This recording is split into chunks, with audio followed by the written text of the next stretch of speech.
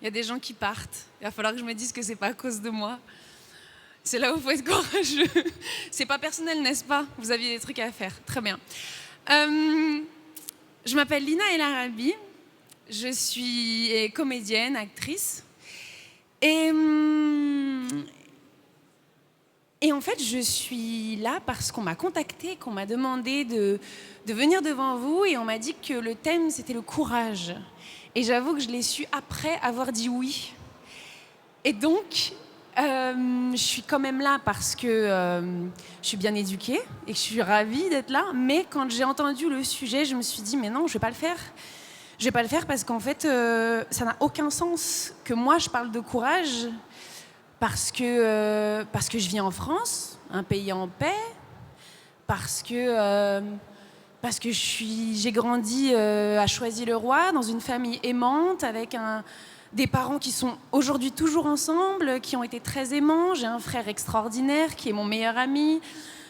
J'ai un mari extraordinaire qui est mon autre meilleur ami. J'ai des amis, je suis en pleine santé, mes parents sont en pleine santé.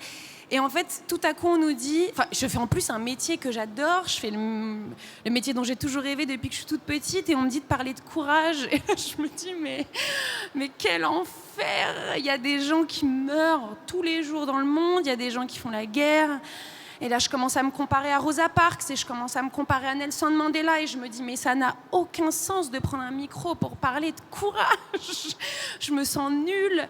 Et là, je repense à ce que ma mère faisait quand j'étais petite. Elle croyait beaucoup aux messages subliminaux. Et donc, elle m'avait collé dans toute ma chambre des phrases. Et parmi ces phrases, il y avait ils ne savaient pas que c'était impossible, alors ils l'ont fait, par exemple. Et il y avait aussi une phrase qui disait parce que chacun d'entre nous est unique, il ne peut y avoir ni comparaison ni concurrence. Et moi, je ne les lisais pas, ces phrases-là. Mais en fait, le subliminal fonctionne parce qu'elles finissent par rentrer, comme ça, à force de les regarder, dans notre cerveau. Et là, j'ai repensé à cette phrase et je me suis dit, mais attends, parce qu'aucun de nous n'est... Parce que chacun de nous est unique, il ne peut y avoir ni comparaison, ni concurrence. Et là, je suis en train de me comparer à Rosa Parks. Redescends, ça n'a aucun sens. Alors, parle du courage comme toi, tu le vois. Et là, pareil, je me dis, mais quand les gens ils me parlent de mon courage, ils me disent « Ah, comme c'est courageux de monter sur scène devant des gens. Ah, comme c'est courageux de jouer dans des films devant une caméra. Comme c'est courageux d'apprendre un texte. Ah, il y a tellement de textes, ça doit être tellement dur. » Et moi, je me dis, mais non, pour moi, c'est pas dur parce que j'aime ça et que je me sens pas particulièrement courageuse de le faire. Pour les autres, ça l'est. Pour moi, non. Et là, je pense... à mon compagnon qui lui est boxeur professionnel et je me dis mais le courage qu'il faut avoir pour monter sur un ring et lui en même temps il trouve que j'ai énormément moi de courage de monter sur une scène et d'apprendre un texte et puis mon frère il crée des entreprises, il prend des risques avec son argent et moi je pourrais pas faire ça et là je continue à me comparer, je me dis arrête, allez c'est bon, maintenant tu parles de ton courage à toi, quel est ton propre courage? Mon propre courage c'est d'essayer non pas d'être Rosa Parks ou Adam Noy ou Nadir El Arabi ou quelqu'un d'autre, mais c'est de me dire essaye d'être la meilleure des Lina El Arabi du monde en fait. Et je me dis quand est-ce que tu t'es sentie courageuse? Bon là, je vais pas vous mentir, là tout de suite je me sens courageuse parce que moi normalement je me cache derrière des personnages et là c'est juste moi qui dois vous parler, donc là je me sens super courageuse. Et parfois il m'est arrivé des choses sur des tournages, des cascades que je sentais pas et j'ai dû quand même y aller, faire comme si j'avais pas peur et là j'étais courageuse en soi. Après, je repense à plein d'autres choses et j'essaye de ne pas me juger quand j'y pense. J'essaye de me dire qu'en fait, le courage, c'est dépasser ses propres peurs et non pas les peurs générales. En fait, le courage, c'est pas un mot général. Il n'y a pas un courage. Chacun a son propre courage. Et moi, par exemple, ma plus grande peur, c'est la mort. Je pense comme tout le monde, mais moi, j'y pense vraiment tous les jours. Et donc, je me dis, est-ce que finalement... le meilleur truc que je fais dans ma vie, c'est pas de vivre tout simplement, puisque j'ai peur de la mort. Ça peut paraître un peu comme ça débile, mais j'essaye moi-même de pas me juger. Et je pense à toutes ces petites choses de courage que je fais tous les jours, qui n'ont pas besoin d'être le fait d'être Rosa Parks, mais juste le fait d'être moi. Et c'est un travail de tous les jours de se dire, ok, aujourd'hui j'ai été courageuse en faisant ci ou en faisant ça parce que c'était une chose dont j'avais peur, mais j'ai outrepassé mon propre courage. Peut-être que d'autres diront que c'était un peu nul et qu'ils l'auraient fait facilement, mais moi non. Et donc je repense à ça et ça me fait du bien. Et ensuite, mon métier m'oblige, entre guillemets, à parfois faire des interviews, vous savez, des interviews en direct, où vous allez dans une radio ou à la télé, et on vous pose des questions, et on vous demande systématiquement de prendre position sur des sujets que vous ne maîtrisez pas. On vous dit, qu'est-ce que tu penses de ci ou de ça?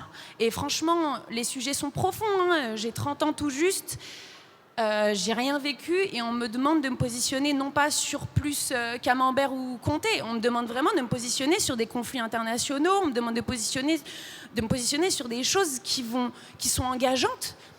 Et moi, j'ai pas envie de répondre, mais si je réponds pas, on va me dire que je suis pas courageuse. Sauf que moi, à mon niveau, je vous avoue que je peux penser un truc à 11h du matin et penser l'inverse à midi si vous avez réussi à me convaincre. Je peux changer d'avis sur certains sujets, pas sur tous, mais il m'arrive de changer d'avis sur des sujets. Sauf qu'aujourd'hui, quand je fais une interview, c'est gravé dans le marbre.